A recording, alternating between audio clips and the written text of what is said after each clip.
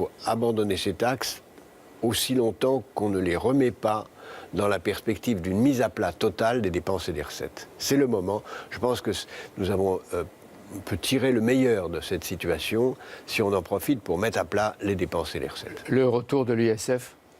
Oui, moi j'étais contre l'abandon de l'ISF.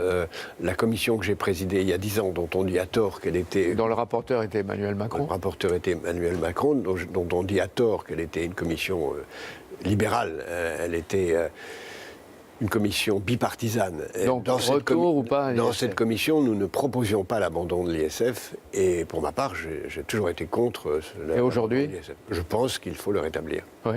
Et on ne déstabiliserait pas comme ça l'économie? Non, parce que si on remet l'ISF avec ce qu'il avait d'ailleurs à l'époque, c'est-à-dire le droit de déduire de l'ISF les investissements qu'on fait dans les entreprises que j'appelle positives, c'est-à-dire socialement durables, écologiquement durables, créatrices d'emplois, au contraire, on peut orienter l'argent qui aurait pu aller purement à l'impôt dans la boîte noire dont je parlais tout à l'heure, vers des investissements utiles et aussi... Donc il y aurait des dérogations?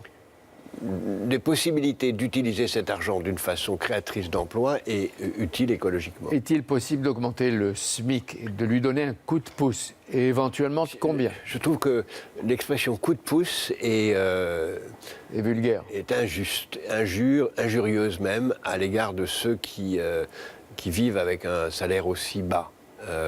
Donc on peut... Je pense qu'il faut augmenter significativement le SMIC et le bas de salaire. Combien pour que... Disons que la hausse liée à l'inflation doit être de l'ordre de 2%. Je pense qu'il faut aller jusqu'à 4 ou 5. Je pense que ça doit être significatif, peut-être même plus.